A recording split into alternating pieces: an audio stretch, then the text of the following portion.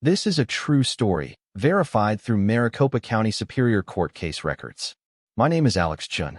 I'm 38, an assistant professor at Arizona State University, and until February 2024, I owned the most beautiful Spanish colonial revival house in Phoenix, until my HOA painted over it without my permission and sent me a bill for $8,000.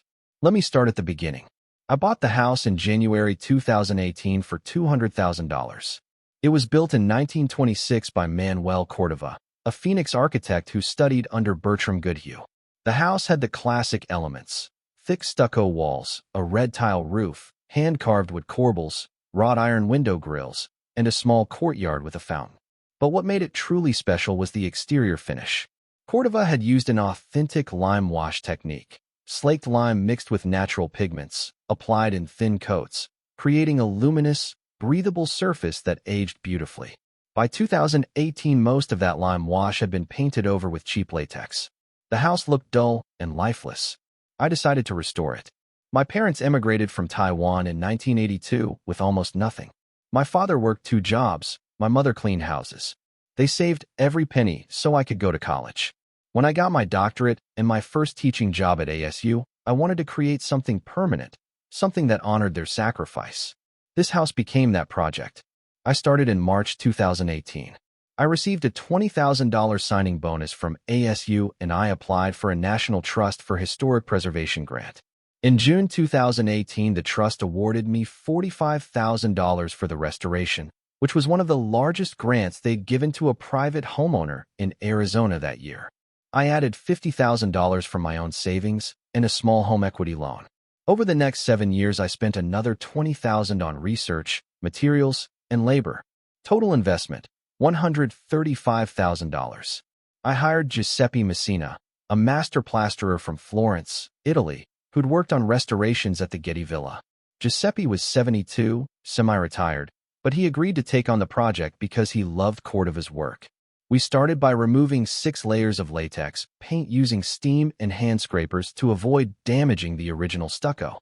Then Giuseppe mixed the lime wash by hand, hydrated lime, mineral pigments from natural ochre and umber, water, and a small amount of casein as a binder. He applied it in 8 thin coats over 6 months, working only in the early morning and late afternoon to avoid the brutal Phoenix sun. Each coat had to cure for a week. When he finished in October 2019, the house looked like it had stepped out of 1926. Warm ivory with soft shadows, a surface that seemed to breathe and shift with the light. The restoration won an award from the Arizona Preservation Foundation in 2020 and was featured in Preservation magazine in March 2021. Neighbors stopped to take pictures. My parents cried when they saw it. My mom said it reminded her of old temples in Taiwan, places built to last. Then in February 2024, I received a violation notice from the HOA. The letter said my house was in violation of Section 4.7 of the covenants, conditions, and restrictions because the exterior paint was faded, peeling, and not on the approved color palette. It gave me 60 days to repaint the house with a color from the HOA's list, 18 shades of beige, tan, and cream, or I'd face fines of $100 per day. I was stunned. The lime wash wasn't faded or peeling, it was aged, which was the whole point. Lime wash develops a patina over time, becoming more beautiful as it weathers. I immediately wrote back explaining the historic nature of the finish, attaching photos, the Preservation magazine article, the award certificate, and a letter from Dr. Elena Rodriguez, a professor of architectural conservation at UCLA, who certified that the lime wash was in excellent condition and was a rare example of period-correct craftsmanship. The HOA rejected everything. I got a second letter signed by Brenda Walsh, the new HOA president. Brenda was a former interior designer who'd moved into the neighborhood in 2022. She'd run for the board on a platform of raising property values and modernizing the community. Her letter said that my documentation was irrelevant because Section 4.7 required all exterior finishes to be approved by the Architectural Review Committee, and lime wash wasn't on the approved materials list. She said the house looked shabby and was bringing down neighboring property values. I called an emergency meeting with the ARC. I brought Giuseppe and Dr. Rodriguez. Giuseppe explained that lime wash was the original finish and was superior to modern paint because it allowed moisture to escape, preventing mold and structural damage. Dr. Rodriguez presented a 20-page report showing that the lime wash increased the house's value by at least $65,000 and that removing it would destroy irreplaceable historic fabric. Brenda listened politely, then said, "I understand your passion, Mr. Chun, but rules are rules. We can't have every homeowner doing whatever they want. If we make an exception for you, everyone will want one." I asked if we could amend the rules. Brenda said amendments required a 2/3 vote of all homeowners, and she didn't think historic finishes were a priority for the community. The other ARC members, her husband and her next-door neighbor, agreed. The 60-day deadline passed. The fine started $100 per day. By the end of March, I owed $6,000. I hired Robert Jameson, an attorney who specialized in HOA law. Robert sent a formal demand letter citing Arizona Revised Statute Section 33 to 1808, which limits HOA authority over private property, and arguing that the HOA's interpretation of Section 4.7 was overly broad and unenforceable. He also noted that the house was eligible for historic designation under Phoenix's preservation ordinance, which would override the HOA's rules. Brenda's response was to accelerate the fines to $200 per day and file a lien against my house. In May 2024, I applied for historic designation with the city. The Phoenix Historic Preservation Office sent an inspector who confirmed the house met all criteria. But the designation process takes 6 to 9 months, and in the meantime, the fines were piling up. Then on August 14, 2024, while I was in San Francisco for a 3-day academic conference, Brenda made her move. She hired Walsh and Associates Painting, owned by her brother-in-law, Derek Walsh, and sent them to my house with a work order authorizing them to repaint the exterior. The work order was on HOA letterhead and included my signature and a notary seal, certifying that I had consented to the work. Both were forged. My neighbor Marcus saw the crew arrive at 7 in the morning. He came over and asked what was happening. The crew chief, a guy named Kevin, showed him the work order. Marcus called me immediately. I was in a panel discussion. I stepped out and called the police. The Phoenix PD sent 2 officers, but when Kevin showed them the work order with my signature and the notary seal, they said it looked legitimate and they couldn't stop the work without proof of forgery. I told them I was in San Francisco and hadn't signed anything. One officer said, "You'll need to file a report in person and get a handwriting expert. This is a civil matter." Marcus tried to block the crew. He stood in the driveway and refused to move. Kevin called Brenda. Brenda arrived, threatened to call the police on Marcus for trespassing, and told the crew to keep working. Marcus filmed everything on his phone, but he couldn't physically stop them. By the time I got home 2 days later, the house was covered in latex paint. Kevin's crew had used a paint sprayer and coated the entire exterior in a color called desert sand, a flat beige that cost $40 a gallon. They'd done the job in 1 day. The lime wash was gone, buried under a layer of cheap acrylic latex. I stood in front of my house and couldn't speak. My mom, who'd come over to water my plants, sat on the front step and cried. My 8-year-old daughter Emma, who'd helped Giuseppe mix pigments when she was 3, asked, "Why is our house ugly now?" The next day, I called Giuseppe. He came over and examined the damage. He said the latex paint had sealed the surface, trapping moisture inside the stucco. Over time, the trapped moisture would cause the stucco to crack and crumble. Worse, removing the latex without damaging the remaining lime wash underneath would require meticulous hand scraping, chemical strippers, and possibly replacing sections of stucco. He estimated it would take a year and cost between $70,000 and $80,000, and even then we couldn't guarantee we'd recover the original finish. Dr. Rodriguez came the following week and prepared a damage assessment. Her report concluded, cost to remove latex paint, $30,000. Cost to repair and reapply lime wash, $45,000. Expert consultation and project management, $10,000. Loss of historic integrity and property value, $65,000. Total damages, $150,000. I was furious, but Robert told me to stay calm. He sent a formal demand letter to the HOA on September 3, 2024, outlining the damages and demanding payment of $85,000 within 30 days to cover restoration costs. He also sent a copy to the Maricopa County Attorney's Office, requesting a criminal investigation for forgery, fraud, and trespassing. Brenda's response arrived on September 20th. She denied any wrongdoing. She claimed the work order was legitimate, that I had signed it in July before leaving for the conference, and had simply forgotten. She said the HOA had acted within its authority under the CC and RS, and that I was responsible for the $8,000 painting bill, which Derek's company had submitted. Robert filed a lawsuit in Maricopa County Superior Court on October 1, 2024, alleging trespass, conversion, fraud, forgery, and violation of Arizona's construction lien statutes. We asked for compensatory damages, punitive damages, attorney's fees, and an injunction preventing the HOA from assessing any further fines or fees. Discovery began in November. Robert subpoenaed the work order, all HOA board emails, and the financial records of Walsh and Associates Painting. What we found was damning.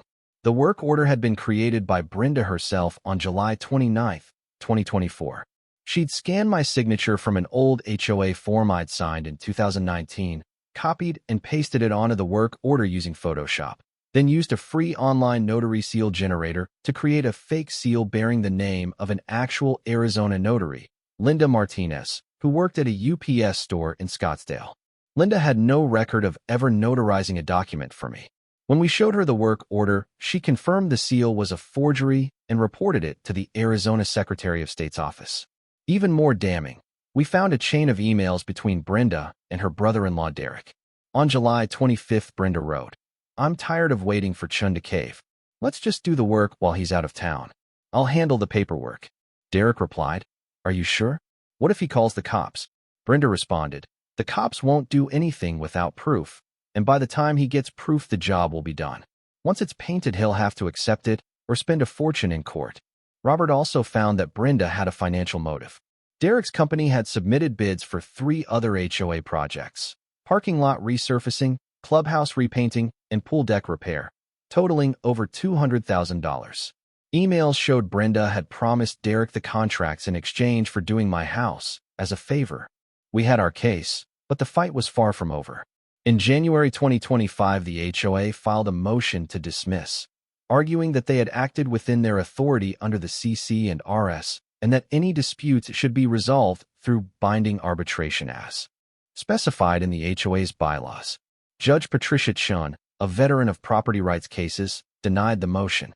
She ruled that the HOA's authority under Section 4.7 extended only to requiring homeowners to maintain their property, not to authorizing entry onto private property and performing work without written consent.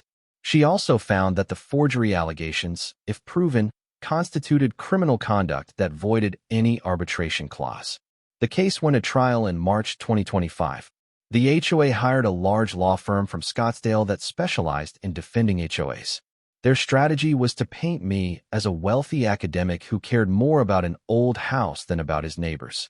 Their attorney, a slick guy named Grant Morrison, argued that I'd violated the CC and RS, refused to compromise, and that the HOA had acted in good faith to protect property values. The trial lasted 8 days. Robert called Giuseppe first. Giuseppe, wearing a suit and speaking in his thick Florentine accent, explained the lime wash process in painstaking detail. He showed before and after photos, described how he'd sourced materials from Italy and California, and testified that the painted surface was an act of vandalism that destroyed 7 years of artisan work. On cross-examination, Grant tried to suggest that lime wash was just old-fashioned paint and that the house looked shabby. Giuseppe cut him off. "Senior, you know nothing. Lime wash is not paint. It is architecture. It is history. What your client did is like painting over the Sistine Chapel." Dr. Rodriguez testified next.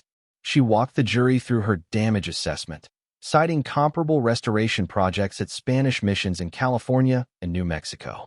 She testified that the replacement value of the lime wash finish was at least $140,000 and that removing the latex paint would cause further, possibly irreversible damage.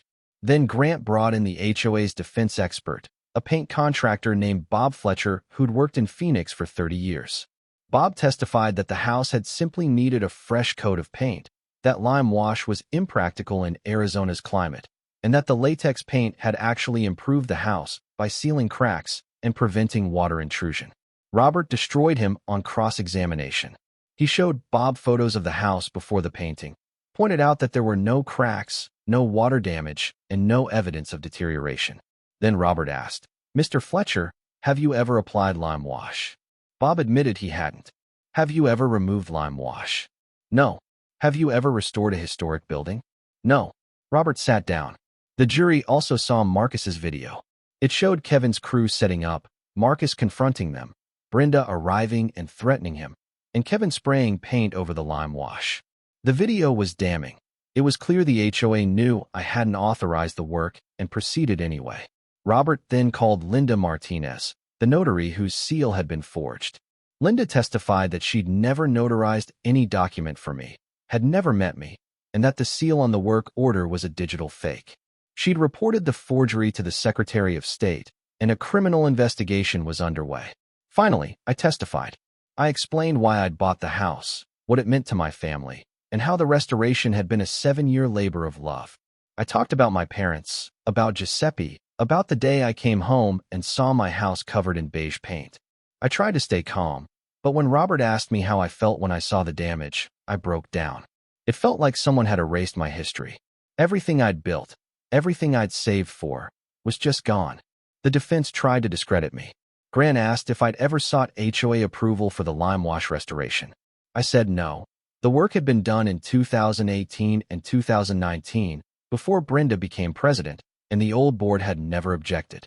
Grant suggested I was trying to profit from the lawsuit, that my damage estimates were inflated, and that I'd refused to negotiate in good faith. Robert objected repeatedly, and Judge Chin sustained most of his objections. But then, just when I thought we had the case won, Grant pulled a surprise. He called a rebuttal witness, an appraiser named Tom Garvey, who testified that my house's market value had actually increased after the repainting because it now conformed to neighborhood standards. Tom presented a comparative market analysis showing that houses with traditional paint finishes sold for 3 to 5% more than houses with unconventional finishes. The implication was clear. I hadn't been damaged. I'd been improved. Robert was caught off guard. He requested a recess and spent 2 hours on the phone with a real estate appraiser in Tucson who specialized in historic properties. The next day, Robert called a rebuttal witness of his own, Maria Salazar, who testified that Tom's analysis was flawed because he'd compared my house to generic tract homes, not to historic Spanish colonial revivals. Maria presented data showing that authentically restored historic homes sold for 15 to 20% more than comparable non-historic homes, precisely because of their unique finishes and materials. She testified that the lime wash had added at least $65,000 to my home's value, and that the latex paint had erased that premium. The trial ended on March 28, 2025. Judge Chun instructed the jury on the law of trespass, conversion, fraud, and punitive damages. The jury deliberated for 6 hours. On the evening of March 28, they returned a verdict in my favor on all counts. They awarded me $85,000 for property damage, restoration costs, $75,000 for punitive damages, based on the HOA's willful and malicious conduct, $42,000 for attorney's fees and costs. Total judgment, $202,000. The jury also found that Brenda Walsh had personally committed fraud and forgery, making her individually liable for the damages. I sat in the courtroom and felt a wave of relief and exhaustion. My parents, who'd sat through every day of the trial, hugged me. Emma, who'd spent the last year asking when our house would be pretty again, smiled for the first time in months. But the fight wasn't over. On April 10th, the HOA filed a notice of appeal, arguing that the jury's verdict was excessive and unsupported by the evidence. Robert told me appeals could take 2 years and cost another $50,000 in legal fees. I was already in debt from the first trial. My retirement savings were gone. I'd taken out a second mortgage, and I'd borrowed money from my parents. I couldn't afford to wait 2 years. Then, on April 18th, something unexpected happened. The Phoenix Historic Preservation Office approved my application for historic designation. My house was now officially a Phoenix historic property, protected under city ordinance.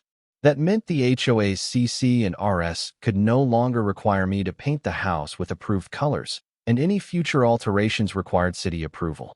The designation also meant I was eligible for property tax relief and grants for future restoration work.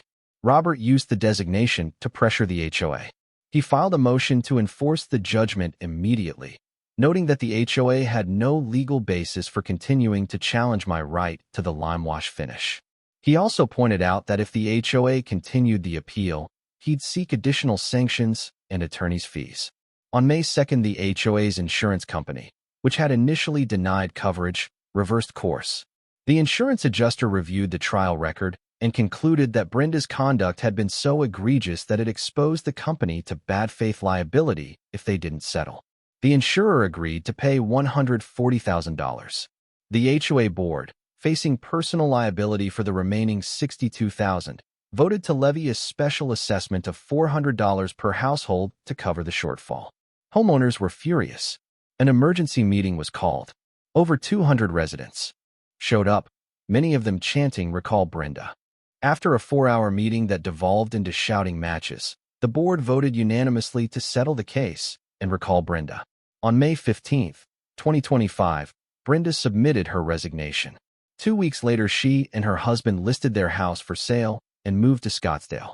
Derek Walsh's company lost all its HOA contracts and went out of business within 3 months.